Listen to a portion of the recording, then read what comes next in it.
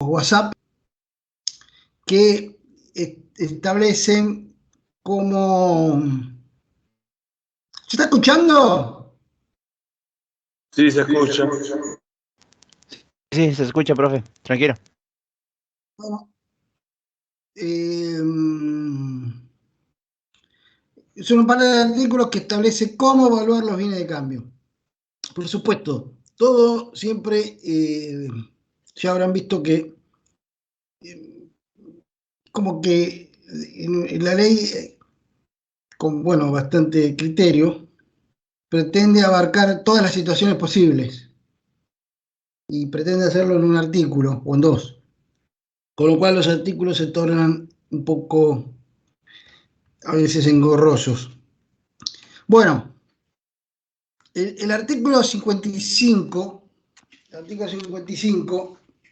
dice lo siguiente: cuando las ganancias provengan de la enajenación de bienes de cambio, se entenderá por ganancia bruta el total de las ventas netas menos el costo que se determine por la aplicación de los siguientes artículos. Se considerará venta netas el valor que resulte de deducir a las ventas brutas las devoluciones, bonificaciones, descuentos u otros conceptos similares de acuerdo con las costumbres de plaza. Esto no tiene ninguna cosa, descabellada, simplemente define lo que es la ganancia bruta, es decir, eso que en un cuadro de resultados tenemos las ventas menos el costo, el resultado bruto. Bueno, acá sería lo mismo, sería exactamente igual. Lo que va a cambiar respecto del cuadro de resultados de la contabilidad pueden ser tanto las ventas como el costo, las dos cosas. ¿Por qué las ventas? Bueno, porque acá dice que ventas netas es el valor que deducir a las ventas brutas, es decir, al monto facturado, bonificaciones, descuentos u otros conceptos similares de acuerdo con la costumbre de plaza.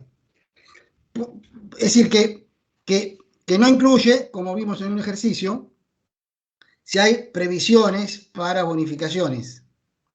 Entonces, eso puede que sea una diferencia, porque contablemente puede haber una previsión que impositivamente no es admitida. Y otra cosa es que dice, de acuerdo con la costumbre de plaza, que siempre es una frase que habrán visto que aparece, así como al pasar, porque claro, es decir, ¿a qué se refiere eso? A que, bueno, básicamente, si una empresa le vende a una empresa controlada, y bueno, puede ocurrir que le diga te hago un descuento del 90%. Ahora, ¿cuál es el descuento de plaza? Ese descuento de plaza no existe. Es decir, si en algún momento, porque eso, ¿cómo surge eso? Si en algún momento la FIP hace una inspección, te va a decir, bueno, no, el descuento de plaza es 5%, 10%, no sé. Sacará la FIP su tabla, el inspector sacará su tabla o sacará el dedo y mira el clima y dice, no, es 5%. Es decir, como siempre, contablemente eso podrá ser válido, pero bueno, positivamente no. Y bueno, y obviamente lo más común que suceda es que lo que sea de diferente es el costo. Artículo 56. Tenemos tres. Acá hay varias situaciones al final, pero nosotros vemos tres. Ahora vemos. Dice, para practicar el balance impositivo, la existencia de bienes de cambio, excepto inmuebles, deberá computarse utilizando para su determinación los siguientes métodos. Es decir, una cosa que ya arrancamos movida, Lo que se evalúa son los stocks. El inicial y el final, y bueno, y las compras. Es decir, que el costo sale por diferencia. El costo sale por diferencia por la fórmula de costo.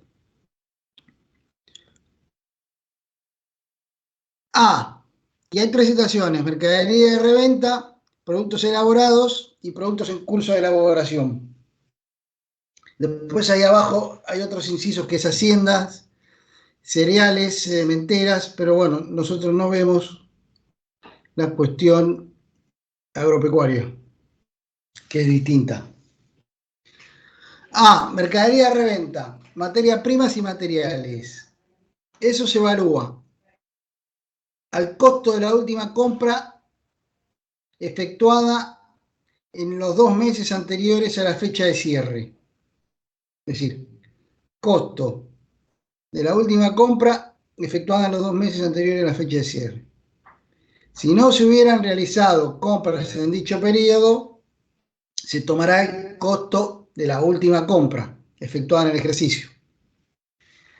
Actualizado desde la fecha de compra hasta el cierre del ejercicio. Tercera opción: cuando no existan compras durante el ejercicio, se tomará el valor impositivo de los bienes en el inventario inicial, actualizado desde la fecha de inicio a la de cierre. Es decir, el valor impositivo, es decir, que el año pasado se hizo esto y me dio un valor impositivo que es el de cierre del año pasado, el inicio de este. Estamos entonces, la mercadería o la materia prima, pero bueno,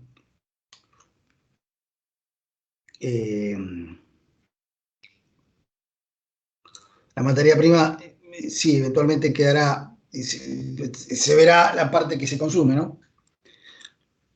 La mercadería de reventa, entonces, es al costo de la última compra de los últimos 2 meses. Segundo caso, al costo de la última compra del ejercicio actualizado. Tercer caso, al valor del inicio, impositivo del inicio actualizado. B, productos elaborados.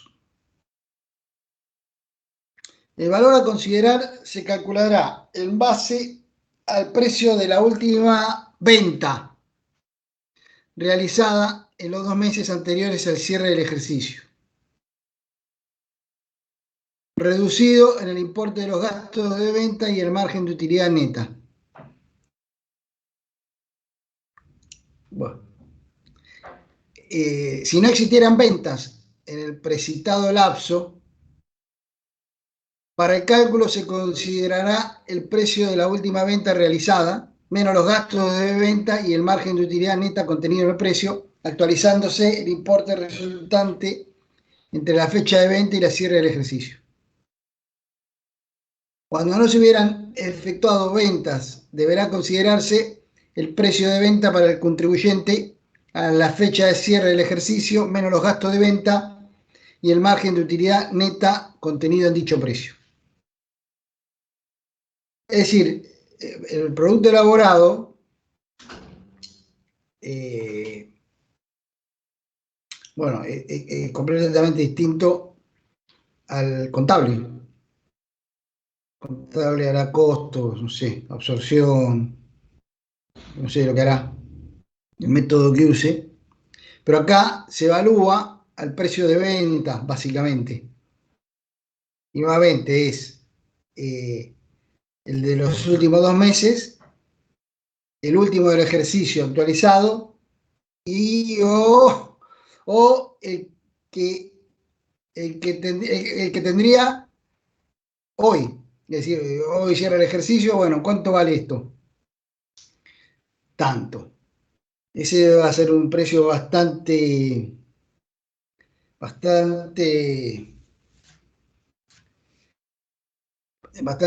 digamos, supuesto. Primero porque sería raro que haya un producto que hace un año no se vende.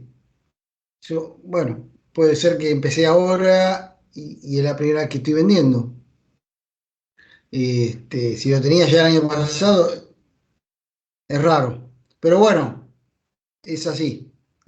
¿Cuál es el precio al cual yo lo voy a vender? Siempre deducido los gastos de venta y el margen de utilidad neto, que es un concepto también medio complicado. Porque lo que quiere acá, entonces, es ir al costo por la inversa. ¿Cuánto me costó producirlo? 100. Y yo lo vendo yo tengo un margen de venta del 30%, entonces lo vendo a 130. ¿Cuál sería el costo? 130, vamos a suponer que no hay gasto de venta. 130 menos los 30, entonces tendría 100. Pero va de arriba para abajo, en vez de ir del costo para arriba. B2. Cuando se lleven sistemas que permitan la determinación del costo de producción de cada partida de productos elaborados, se utilizará igual método que el establecido para la evaluación de existencias de mercadería de reventa, considerando como fecha de compra el momento de finalización de elaboración de los bienes.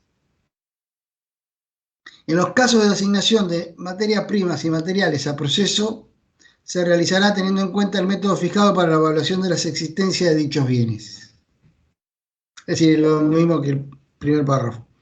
Es decir, que si yo tengo costos, como eran, bueno, hay muchos costos, ¿no? Por orden, por proceso. Bueno, pero la cuestión es que si yo tengo un sistema de costos que me permite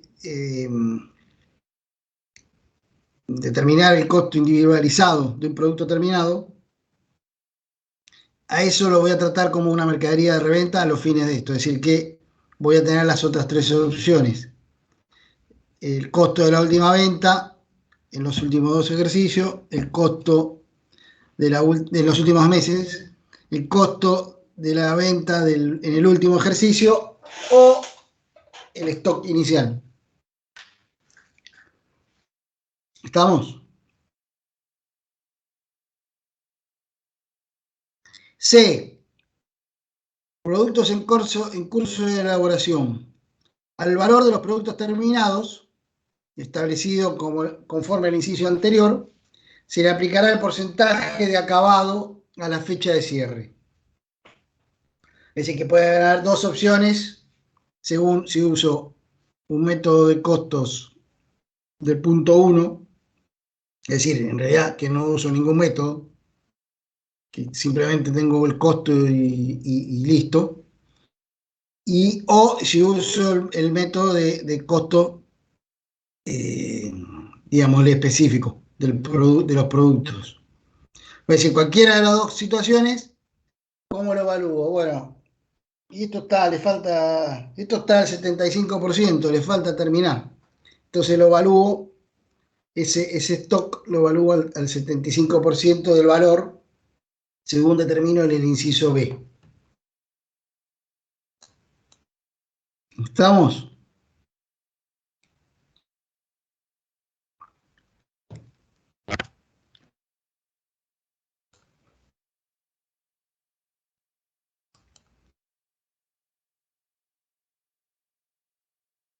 El decreto, el artículo 135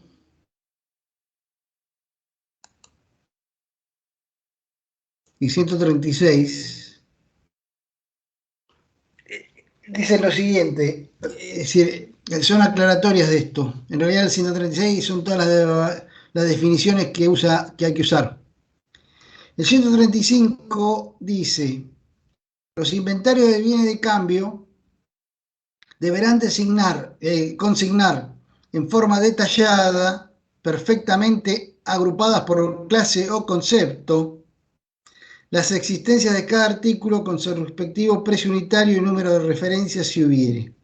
Es decir,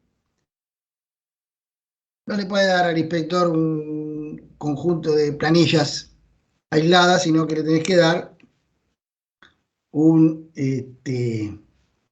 un inventario perfectamente detallado, que a los fines de esto seguramente será, al menos en la parte de detalle, producto 001, lapicera, producto 002, lápiz, será el mismo que se usa para contabilidad, ¿no? Si uno tiene un buen sistema de inventario, tendrá. Lo que cambiará es la columna de importe. 136. Valuaciones. A los fines de la ley se entenderá: A. Costo de la última compra, el que resulte de considerar la operación realizada en condiciones de contado incrementado de corresponder en los importes facturados en concepto de gastos hasta poner en condiciones de venta los artículos que conforman la compra. Es decir, que el costo de la última compra es el valor de contado. El valor de contado más los gastos. Es decir, no es el valor financiado. ¿Cómo determinás el valor si, bueno, es el mismo problema que hay para intereses implícitos, ¿no? B. Precio de la última venta, el que surja de considerar la operación realizada en condiciones de contado. Idéntico criterio se aplicará en la determinación del precio de venta para el contribuyente. El precio de venta para el contribuyente es aquel en el caso en el que nunca, en el ejercicio nunca vendí, no vendí un producto elaborado. Es decir, nuevamente contado. C. Gastos de venta. Aquellos incurridos directamente con motivo de la comercialización de los bienes de cambio. Flete, comisiones, empaque, etc. D. Margen de utilidad neta, el que surja por aplicación del coeficiente de rentabilidad neta asignado por el contribuyente a cada línea de producto. El procedimiento de determinación de dicho coeficiente deberá ajustarse a las normas y métodos generalmente aceptados en la materia, debiendo demostrarse su razonabilidad. Sin perjuicio del procedimiento dispuesto precedentemente, el margen de utilidad neta podrá determinarse mediante aplicación del coeficiente que surja de relacionar el resultado neto del ejercicio que se liquida con las ventas del mismo periodo. Y tal coeficiente será de aplicación a todos los productos. A los efectos del cálculo establecido en el párrafo anterior, se considerará como resultado neto del ejercicio el que corresponda a las operaciones ordinarias desde la empresa, determinado conforme a normas de contabilidad generalmente aceptadas y que guarden uniformidad respecto del ejercicio anterior. A los fines indicados, en ningún caso se incluirán ingresos provenientes de reventa de bienes de cambio, de prestación de servicios u otros originados en operaciones extraordinarias de la empresa. La exclusión de estos conceptos conlleva la eliminación de los gastos que les sean atribuibles. Elegido uno de los métodos indicados en este inciso, este no podrá ser variado durante 5 ejercicios. No, indicado en este inciso. Es decir, el método primero sería el primer párrafo, que es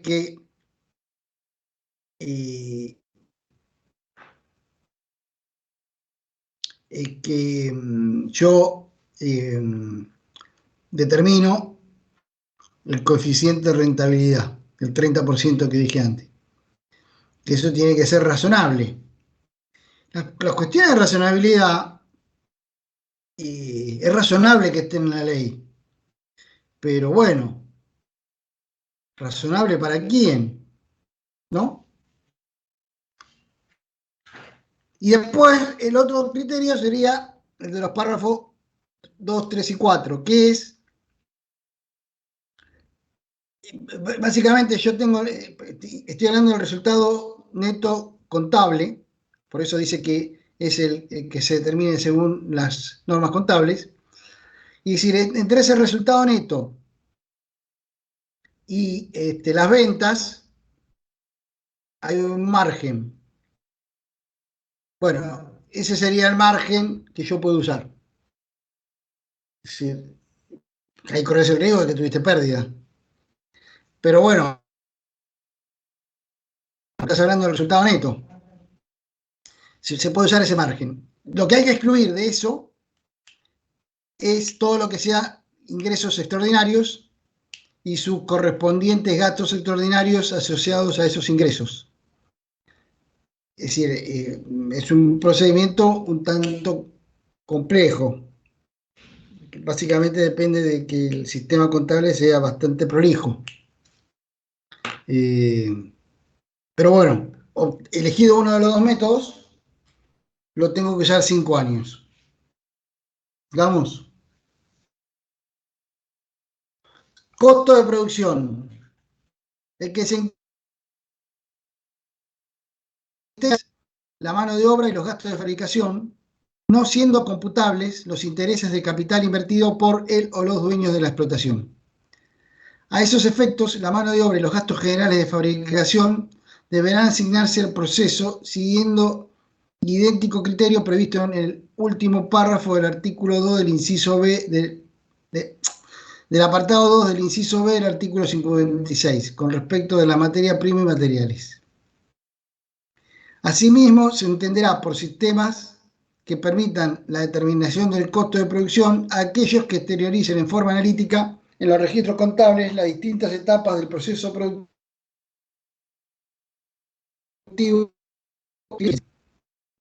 Por otra parte, se considerará partida de productos elaborados al lote de productos cuya fecha o periodo de fabricación pueda ser establecido mediante órdenes específicas de fabricación u otros comprobantes o constancias que resulten aptos a ese fin. Bueno, todo esto en definitiva depende del sistema de costos que uno use, con lo cual habría que volver a reemplazar esos sistemas de costos. Acá habla de, en realidad está hablando de órdenes, está todo medio mezclado. Pero ¿cuál es la idea de todo esto?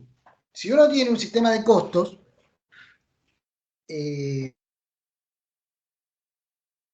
puede determinar la evaluación de su inventario fiscal con ese mismo sistema, lo cual ahorra muchísimo trabajo porque va a ser un número, salvo por algunos ajustes que eventualmente haya que hacer, va a ser un número, va a ser el número contable en definitiva, con lo cual no tenés que hacer dos evaluaciones distintas en forma completa, a lo sumo, sobre la información contable, eventualmente estamos. F. Cuando dice no sean computables los intereses del capital invertido, bueno, es una aclaración que, digamos, entiendo que está de más, porque, es decir, no sé, es decir, te está diciendo que, primero que cuál serían los intereses del capital invertido, ¿no? Es decir, habría que ir a cálculo financiero o administración financiera y buscar capital o alguna cosa de ese tipo. Obviamente eso no se puede incluir en el costo. F, porcentaje de acabado. A los efectos de determinación del porcentaje de acabado a que se refiere el inciso C del artículo 56, deberá tenerse en cuenta el grado de terminación que tuviera el bien respecto del proceso total de producción. Acá, bueno, nuevamente, si yo tengo un sistema contable, un sistema de costos contable que tiene toda esta información, bueno, ahí voy a tener la información y en realidad no voy a hacer ningún ajuste. Porque acá hay otro problema, si ese sistema de costo estamos hablando obviamente de una empresa que, por empezar, es una empresa industrial, y por empezar, para tener un sistema de costo, evidentemente tiene un sistema, una producción algo compleja, y por ejemplo, si estamos hablando de autos, de tener un gerente de producción, y si el gerente de producción dice que el auto está un 78% hecho, no voy a venir yo, que no sé ni lo que es un auto, decirle, no, el auto, mira, yo te digo que el auto es 85. decir, se supone que nadie va a cuestionar desde el sector de impuestos cuánto está terminado el auto. G, costo en plaza, el que expresa el valor de reposición de los bienes de cambio en existencia por operaciones de contado, teniendo en cuenta el volumen normal de compras que realiza el sujeto. H, valor de plaza, es el precio que se obtendría en el mercado en caso de venta del bien que se evalúa, en condiciones normales de venta.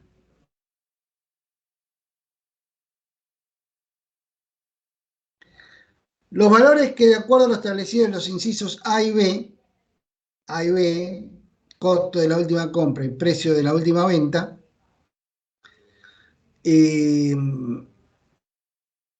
los valores que, de acuerdo a lo establecido en los incisos A y B precedentes, corresponda considerar a los efectos de la evaluación impositiva de los bienes de cambio, deben referirse a operaciones que involucren volúmenes normales de compra o venta, realizadas durante el ejercicio, teniendo en cuenta la envergadura y modalidad operativa del negocio del contribuyente.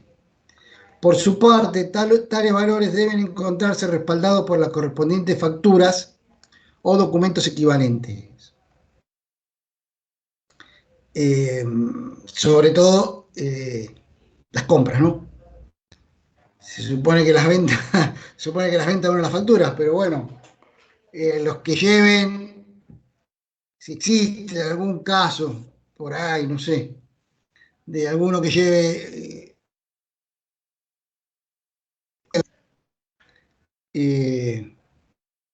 tiene que tener discriminado, ¿no? Lo que vende facturado y lo que no, y lo que produce y lo que compra.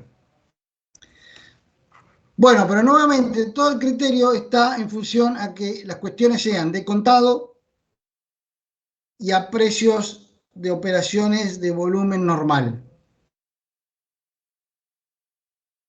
Por supuesto, en las condiciones actuales de la Argentina, todo esto suena raro, porque ¿qué es normal? Bueno, no lo vamos a discutir acá.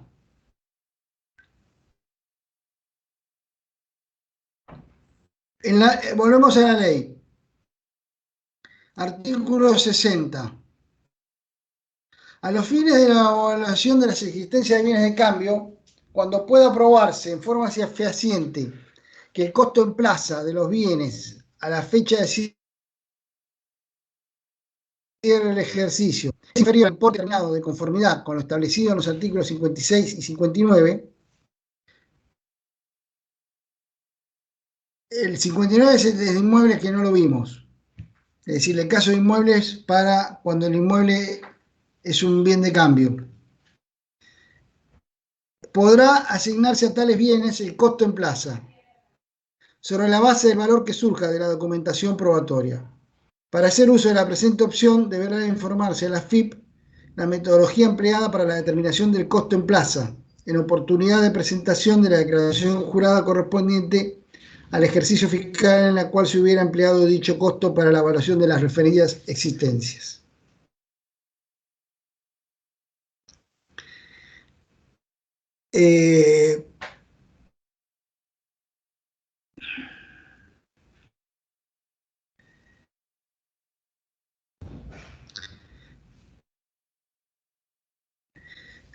¿Por qué es esto, no? Digamos, alguna de las tres situaciones del artículo 56, es decir, mercadería de reventa, producto elaborado o productos en curso de elaboración, y voy a tener un costo. Yo determino según el caso, la venta, la compra, el porcentaje, el margen neto, qué sé yo, y tengo un costo. Yo siempre lo que estoy evaluando, en definitiva, es la existencia final, porque la existencia inicial la tengo. Ya lo hice el año pasado. Ahora, ¿qué me dice acá? Si el costo es menor al que yo determiné, puedo usar el costo de plaza. ¿Por qué? Porque yo estoy haciendo existencia inicial más compras menos existencia final. Si yo en la existencia final la evalúo más barata, el costo es mayor. Y si el costo es mayor, la ganancia es menor. Por eso me dice, bueno, si vos podés probar que el costo en plaza es menor a lo que vos calculaste, podés usar el costo en plaza, pero le tenés que llevar a la FIP toda esa información para demostrarle que es así. ¿Se entiende, no?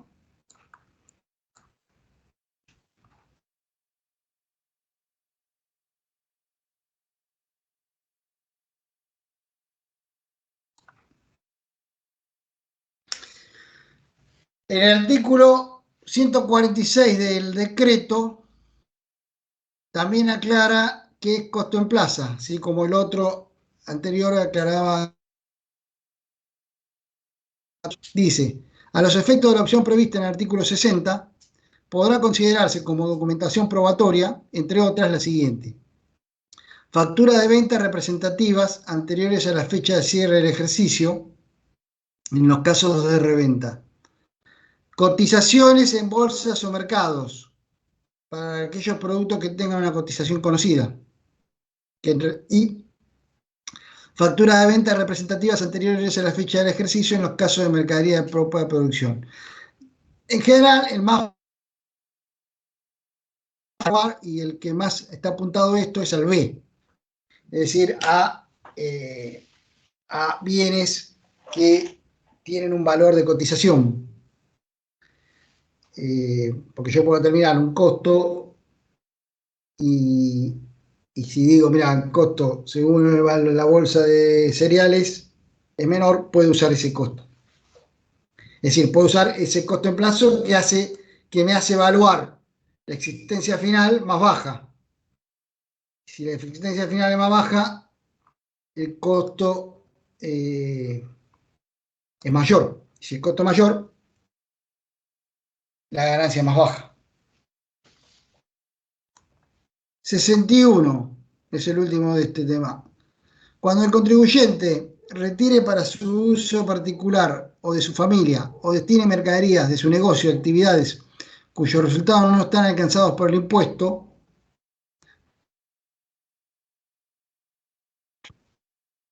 no sé qué es esto, donaciones a personas o entidades no exentas, etcétera, a los efectos del presente gravamen, se considerará que tales actos se realizan al precio que se obtienen operaciones onerosas con terceros. Igual tratamiento corresponderá dispensar a las operaciones realizadas por una sociedad por cuenta de y a sus socios. Es decir, el retiro de mercadería de un local, yo tengo una zapatería y me llevo un par de zapatos para mí, lo tengo que considerar bueno, como si hubiese vendido. ¿Estamos? Bueno, eh,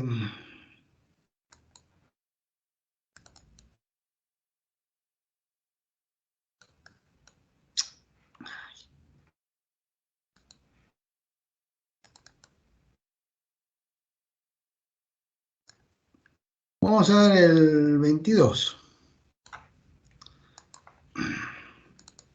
Bueno, igual está resuelto, pero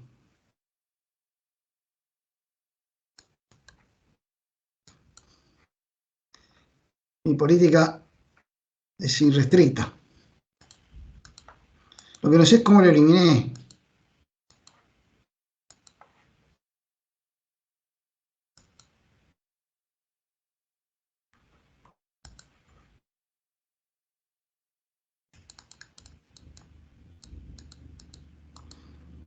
Bueno,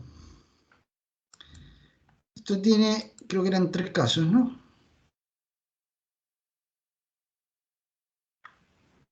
No, 2 casos eran. Lo que pasa es que hay casos y subcasos y subcasos. Que se va por las ramas todo esto, ¿no? Porque nada, es decir, esto aparece siempre en el parcial al estilo de aquel ejercicio. Bueno, vieron otro integral, supongo, ¿no? De aquel caso de que hay porque hay diferencia de evaluación. Es decir, en general aparece en el ejercicio 27. Claro. 27. En general aparece con que hay algún problema en la existencia inicial o en la existencia final. Así es.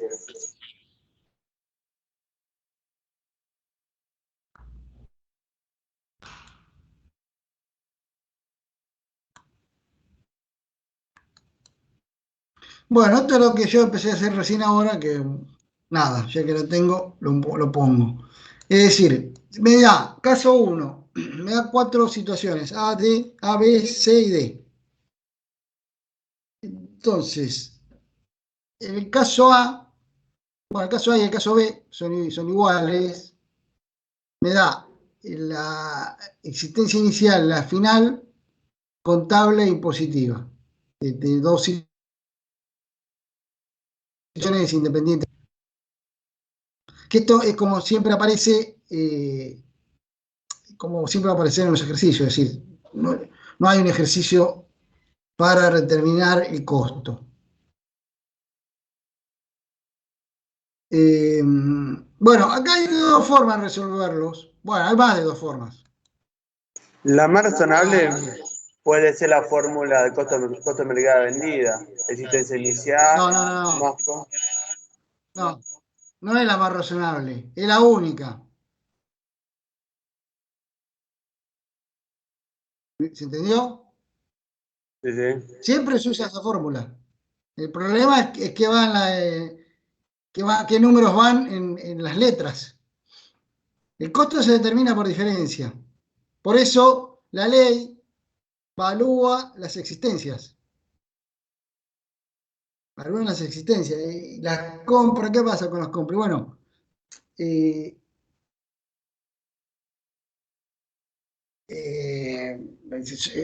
lo que está evaluando. Es lo que está evaluando.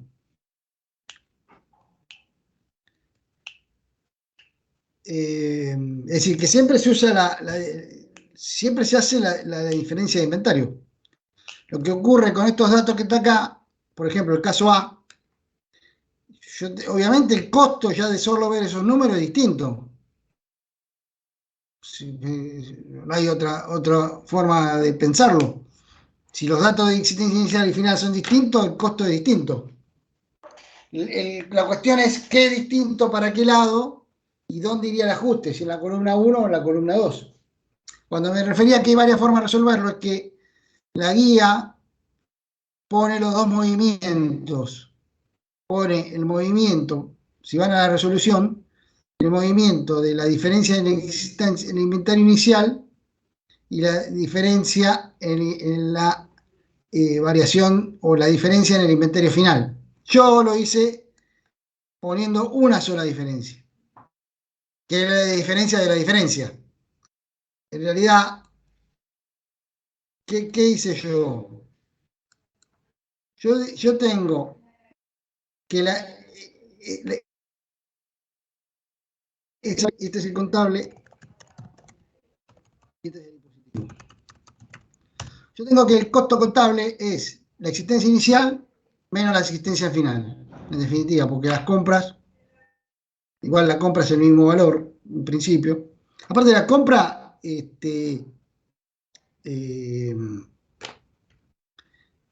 bueno, pueden ser diferentes, pero acá no me da información, con lo cual es la misma. 100 millones, 200 millones, no me interesa. No va a afectar la diferencia. Entonces, contablemente el costo, bueno, las compras son 0, no me interesa. Son 5.200. Y positivamente es 9.750. Quiere decir que el costo impositivo es mayor. Si el costo impositivo es mayor, quiere decir que la ganancia es menor. Si la ganancia es menor, voy a poner algo en la columna B, en la columna 1. Voy a poner algo en la columna 1. Ese algo es la diferencia entre los dos costos. Lo que hace la solución en la guía es, por un lado, saca la diferencia del inventario inicial, que lo pueden calcular también porque es 9.100 versus 20.800. Eso da 11.700. ¿Por qué iría en la columna 1? Porque como la existencia inicial impositiva es mayor que la contable, eso quiere decir que el costo es mayor. Y si el costo es mayor, la ganancia es menor. Por eso van los 11.700 en la columna 1. Después agarra el inventario final y compara 3.900 con 11.050. Quiere decir que la existencia final impositiva es más grande. Si la existencia impositiva es más grande, el costo, si la existencia final es más grande, el costo es menor. Si el costo es menor, la ganancia es mayor.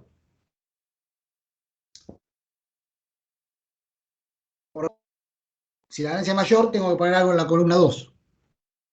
Ese algo en la columna 2 es la diferencia entre los inventarios finales contables e impositivos. Ahora, que es 7.150. Pero si vos haces 11.700 menos 7.150, en definitiva te da 4.550. ¿Se entiende? La forma más, no correcta, porque las dos son correctas, pero la forma mejor de exponer esto es exponer directamente la diferencia. De hecho, lo puedes hacer por separado y después exponés la diferencia en la columna que corresponda. ¿Estamos? Ahora, como lo haga, en realidad lo que estoy comparando son dos ecuaciones de costos con valores distintos. ¿Está? En el caso 2, nuevamente, me da contable e impositivo y son distintos. Lo que yo hice es, el costo contable, bueno, me va a dar un número de compras, que como acá suponemos que es 0, pero no me importa, me estaría dando un costo de menos 14.950, es decir, a la compra que haya le resto menos 14.950. Y en el impositivo, a las compras que haya, le resto 17.550. Es decir, que el costo impositivo va a ser menor. El costo impositivo va a ser menor. Es decir, que la ganancia va a ser mayor. Es decir, que el ajuste va a ir a la columna 2. Que en este caso también es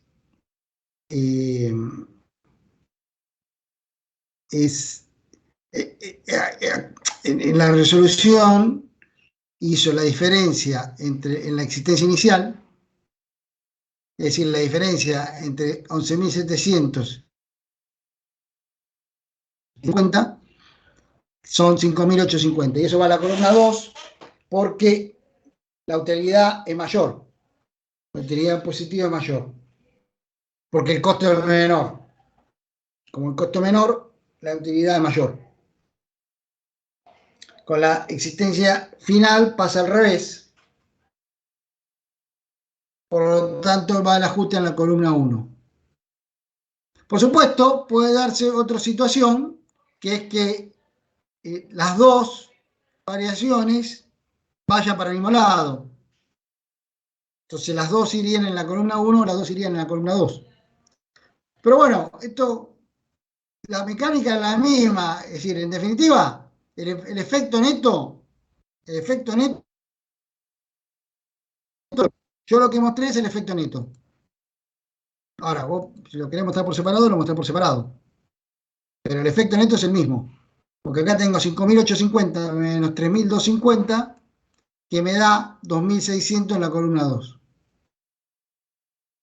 Ese número es el que corresponde. Lo pongo uno solo o lo pongo entero. O lo pongo por separado. Pero es lo mismo. ¿Estamos? En el caso C, me da inventario inicial, compras, gasto de fabricación y el inventario final. Como lo único que hay de distinto en cuestión impositiva, según esta información, es que el inventario inicial incluye 13.000 de diferencias de cambio activadas,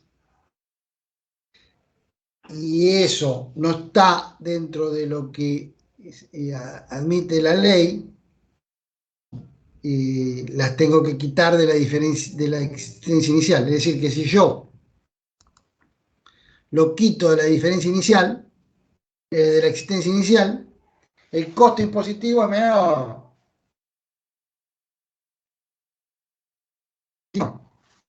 Si el costo impositivo es menor, la ganancia es mayor. Por lo tanto, esos 13.000 pesos van en la columna 2. Y en la situación D,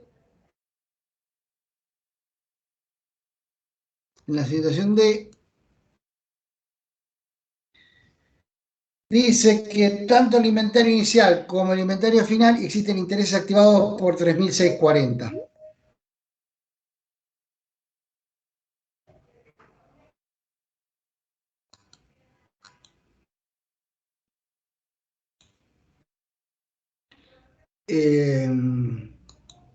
Bueno, si está en la existencia inicial, en la existencia final, en realidad no hay ninguna diferencia.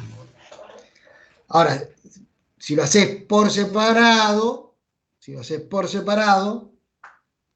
decir, la solución no sigue su mismo propio criterio, porque si lo haces por separado, tenés que poner 3.640 en la columna 2 y 3.640 en la columna 1, por el efecto en la existencia inicial y la existencia final. En definitiva, en la solución D está haciendo el efecto neto.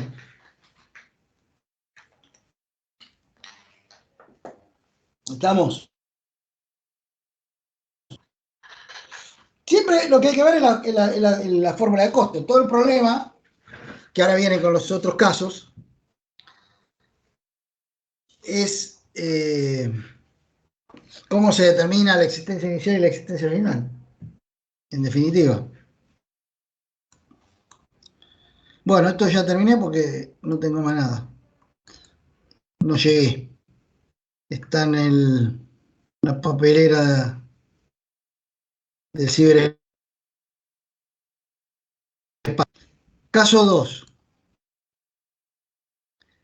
Bueno, vamos a verlo. Cualquier cosa, si no lo miran, porque aparte tampoco lo tengo impreso porque un desastre todo lo que hice. Porque me lo olvidé en una empresa, correspondiente a las distintas cuentas. El proyecto es el problema de empezar a las 7, porque yo acá en mi cuadro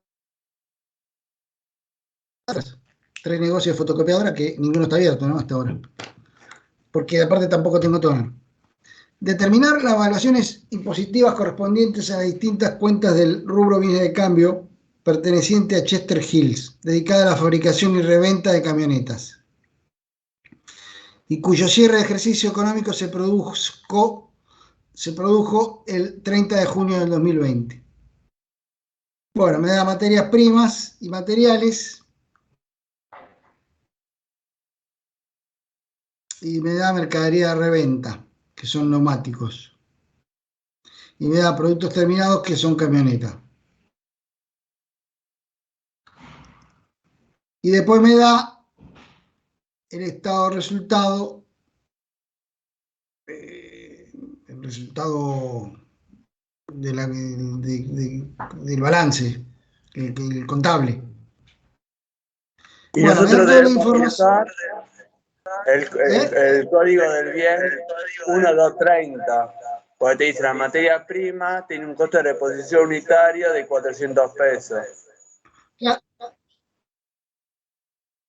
Bueno, claro, porque tiene el inventario perfectamente detallado, como te exige el decreto, con código, fecha, costo, unidades, es decir, cómo se tiene que llevar el inventario. El tema es las evaluaciones que hay de cada caso. Bueno,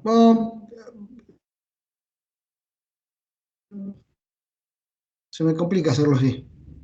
Caso 2. Bueno, la respuesta, ¿no? Estoy viendo la respuesta. Materiales, materias primas y de última, si no, después lo ven bien. Y lo vemos de vuelta. Materias primas y materiales.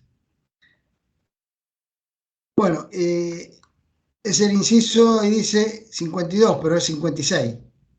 No sé por qué está mal, si esto tendría que estar actualizado. Es el inciso, la ley 6, artículo 56, inciso A. El 56, inciso A, es mercadería de reventa. ¿Estamos? Dice el código 1.2010, que es materia prima, no sabemos qué, no importa. Autopartes, dice ahí. Bueno, son autopartes. Dice, compra en los últimos 2 meses. El ejercicio cierra el 30. Y yo, este 1.2010, el 1.2010, compré el 12, el 15 de mayo y el 12 de mayo.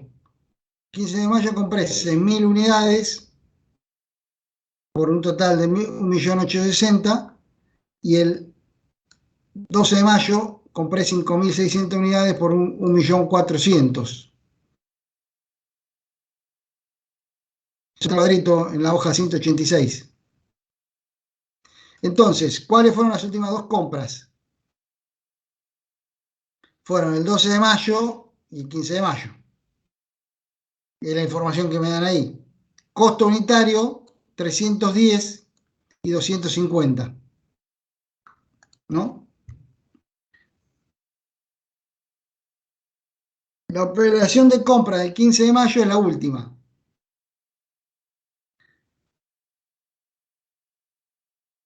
Dentro del periodo de 2 meses anterior a la fecha de cierre. Y se considera en condiciones normales.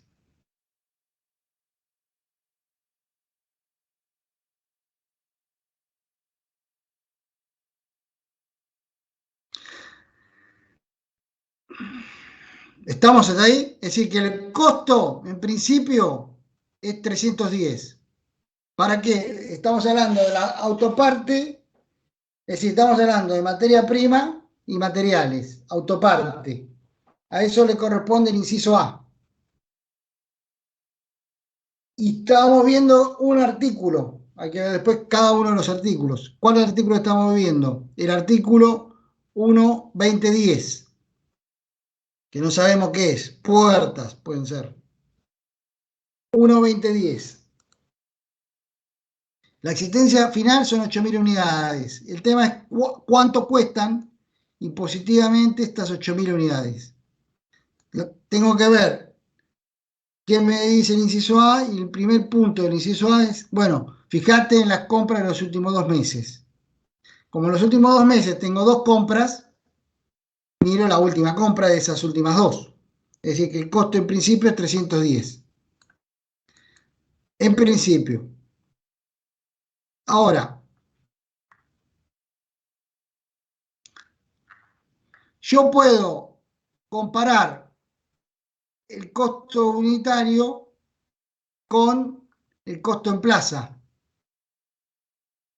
según la opción que me da el artículo 147, el artículo 60, que es una opción, no estoy obligado, es una opción. Pero ¿qué es el artículo 60? Que si yo, a los fines de la evaluación de existencia de bienes de cambio,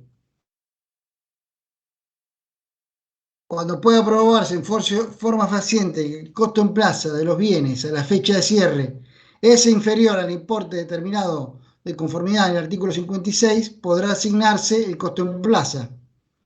Como acá me da el dato del costo en plaza,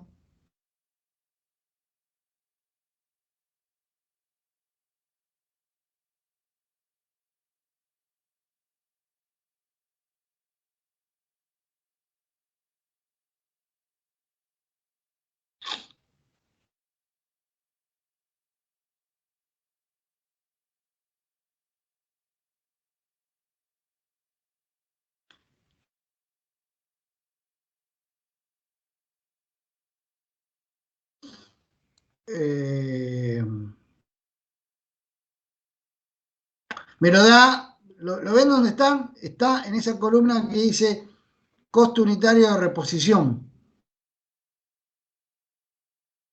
que dice 300. No lo menciona como costo en plaza, pero bueno, costo unitario de reposición es el costo en plaza, porque es el costo al cual yo lo compraría el 30 de junio. ¿Estamos? Entonces yo comparo 310, que es el costo de la última compra, con 300, que es el costo en plaza. Puedo usar entonces costo en plaza, que lo voy a tener que mantener durante 5 años. Si yo no venía usando este criterio, no lo voy a poder usar. Como el costo en plaza es menor al costo de la última compra, se lo utiliza para evaluar la existencia final impositiva. Se advierte que en este caso, para hacer uso de la opción, deberá informarse la FIP la metodología empleada para la determinación del costo en plaza, en oportunidad de la presentación de declaración jurada correspondiente al ejercicio fiscal del cual se hubiera empleado dicho costo para la evaluación de las referidas existencias. Es decir, que en definitiva, acá nada me está diciendo, en ningún lugar del enunciado dicen que yo usaba otro criterio, con lo cual voy a empezar a usar este criterio. Es decir, que puedo evaluarlo al costo en plaza. El costo en plaza es 300, por lo tanto, la evaluación de existencias de este producto es 2.400.000, porque son 8.000 unidades por 300. Me da 2.400.000.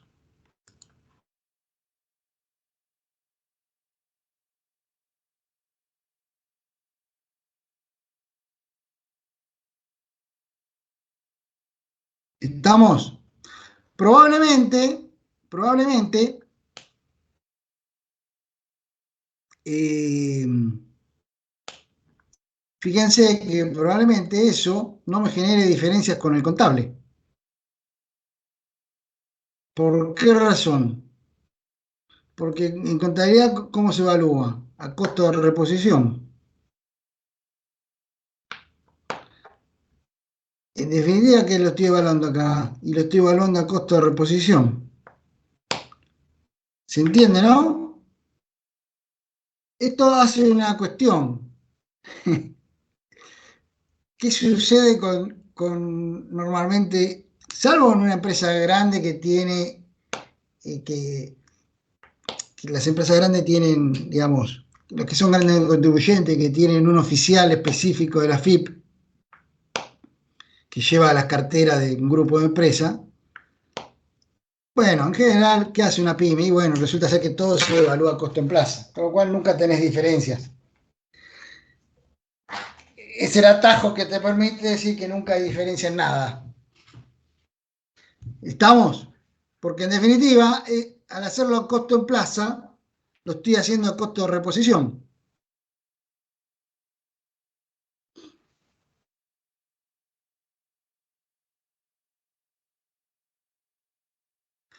¿Estamos? Bueno, hay que hacer lo mismo con el 1-20-20, que es otra materia prima, que hay 9.500 unidades y hay 210, y el costo de plaza o el costo unitario de reposición es 210. Las últimas compras de materiales, en el cuadro de últimas compras hay dos también, que es una el 13 de febrero y otra el 22 de enero. Que están fuera de los 2 meses. Están fuera de los 2 meses. Entonces,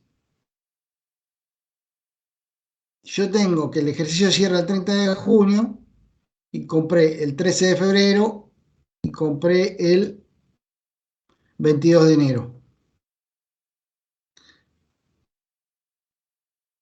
La última compra es la del 13 de febrero. Estábamos en la última compra. La del 13 de febrero tuvo un costo unitario de 75 pesos y la del 22 de enero de 150. Acá, acá evidentemente esos números tan dispares me hacen indicar que puede haber alguna situación particular.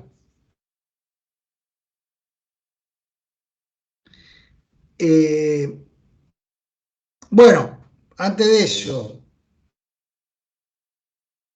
el costo en plaza es 210. Entonces yo comparo el costo de la última compra actualizado, porque al ser fuera de los últimos 2 meses hay que actualizarlo. Evidentemente el ejercicio no da índices, por lo tanto se actualiza por 1. ¿Estamos? Pero porque no da índices. Entonces se actualiza por 1. Pero lo importante acá es que está actualizado. Está actualizado. Entonces 75 por 1. Versus el costo en plaza. Como el costo en plaza es más alto, yo puedo usar 75. Ahora, acá,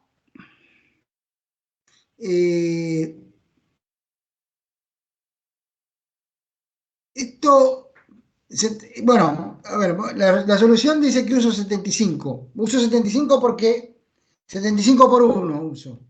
Porque al ser menor que el costo en plaza, eh, eh,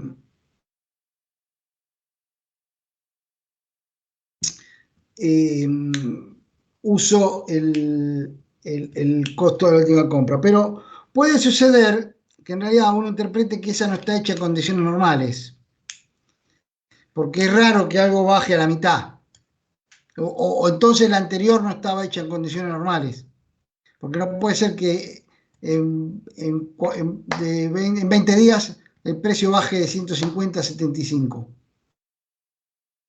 Entonces, puede que la del 22 de enero no estuvo hecha en condiciones normales.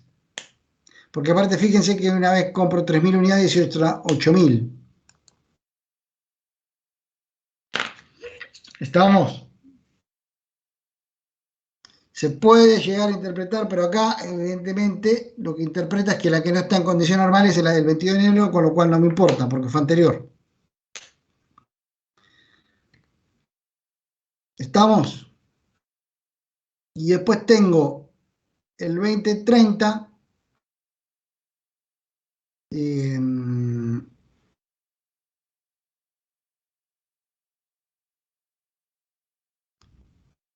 Eh, que tengo 3.800 unidades y me dice que el costo es de 500.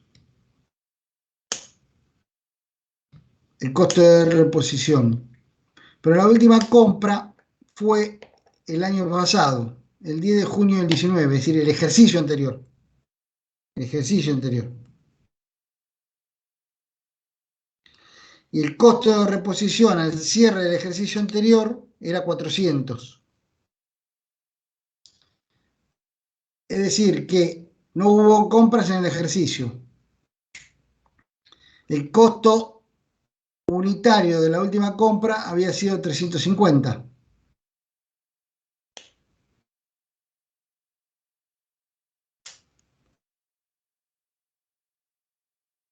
El valor del inventario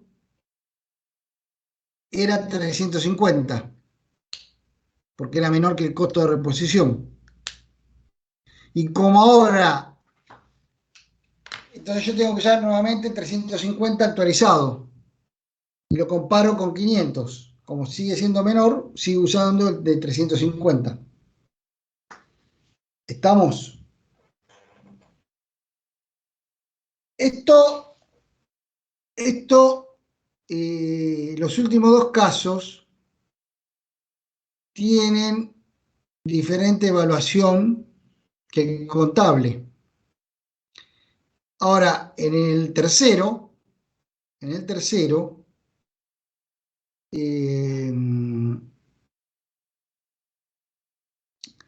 bueno, sí, puede haber diferencias, va a haber diferencias porque son distintas evaluaciones, claro. Son distintas evaluaciones entre el contable y el impositivo.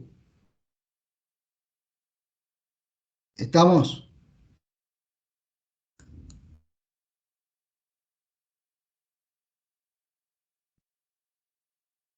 ¿Se entiende? ¿Se escucha? Sí, profesor. Hacerlo así, hacerlo Pasa, así es medio raro. sí, pasa que es la primera vez que estamos viendo esto y Por eso, tenemos que bajar la tierra sí, todavía. sí. Este, sí, pero bueno, es lo que pasó. Eh,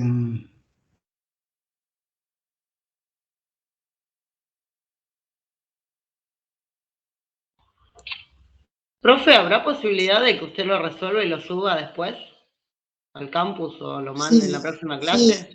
Como para Eso iba a tenerlo sí, preguntar. todo por usted. vamos a hacer eso mejor.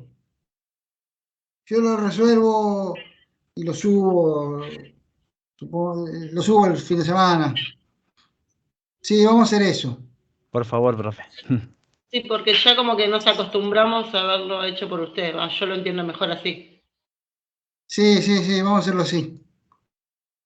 Sí, hagámoslo así. Sí, va a ser mejor. Voy a tratar de no borrarlo. Bueno, listo, entonces hacemos así. Yo después lo subo o lo mando por mail. No, lo subo mejor. Lo subo. ¿Sí? Yo rendí el parcial y bueno, la nota me saqué 5. Quería consultarle porque por ahí estuve